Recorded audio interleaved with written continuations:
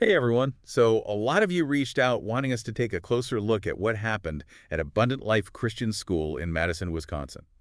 Yeah, definitely a tough one. It's a And case that really raises some tough questions. yeah, I mean, we're talking about a 15-year-old girl, Natalie Rupnow, who tragically, took the lives of a teacher and another student, right. injured others, and then ultimately took her own life. Yeah, it happened December 16th, just to give everyone a timeline here. Yeah. So what makes this case particularly jarring, I guess, is that Natalie, she also went by Samantha, Right. is female.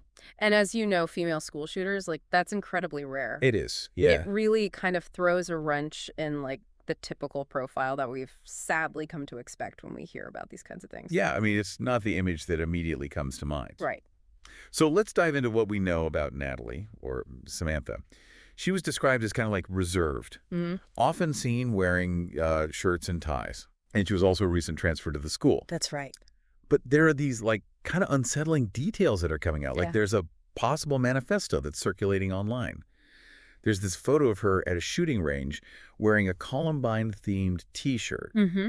And on top of all of that, you've got reports of a difficult home life. Yeah. Like multiple parental divorces, even before she turned 12. Yeah, 3 to be exact. Yeah. 3 divorces before the age of 12. It paints a very complicated picture. It does, and it's a lot to process. Yeah. And I think while we do have to be really careful about, unverified information that's going around, Sure. these details, if they're true, raise some really big questions. Right. Like, if this manifesto is real, what does it actually tell us? Is it filled with that typical, anger, the resentment that we tend to see? Mhm. Is there some kind of ideology we can point to like we see in other cases? Or is there something different here? Something specific maybe to her experience as a young woman? That's a really good point. Something we really have to consider. And this potential exposure to extremist ideology Right. through things like that Columbine T-shirt Yeah. it's disturbing.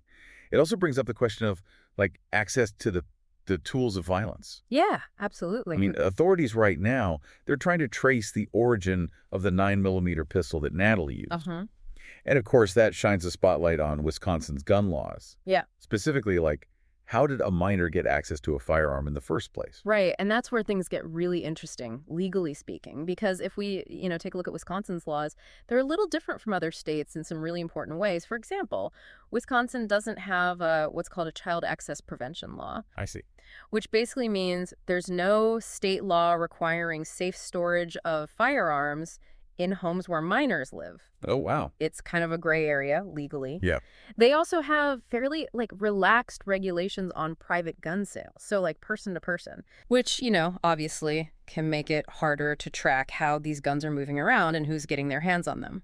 So while, the whole gun control debate's happening at the national level, Right. this really emphasizes how specific laws or a lack of laws at the state level Yeah, absolutely. could play a role. Yeah, I mean, it really begs the question, could any of these legal kind of, I guess you could call them loopholes, have been addressed, in a way that would have prevented this?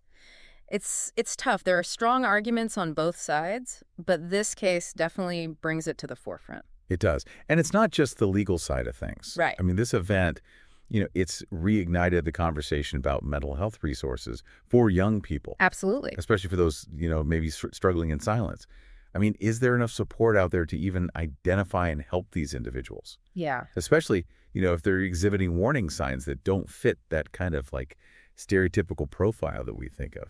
Right, right. And what I find so fascinating about this whole thing is how these individual psychological factors, like what's going on in someone's head, intersect with societal pressures, influences, and then, of course, access to, lethal means. Really? It's this complex interplay. It's a tragic reminder that we really need to understand the pressures that young women in particular are facing today, Yeah. and how that might, in very, very extreme cases, manifest in something like this. So kind of taking a step back, where does this leave us? I mean, we have a case that's incredibly rare. Yeah. A young woman who deviates from the typical profile. Mm, We have these really unsettling details about potential motives and influences. right. And of course, this ongoing debate about gun control and mental health resources. All these things kind of swirling around, it really brings up a big question, something for all of us to think about. Given how rare this is, a female school shooter, what kind of research or policy changes could actually be effective in preventing something like this from happening again? Do we need different intervention strategies? Do we need to rethink how we assess risk and offer support? It's a lot to consider. Yeah.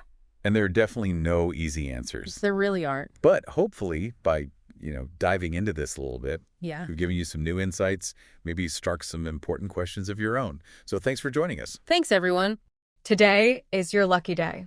Today is the day that our $3 website works for you, paying you directly to your PayPal daily.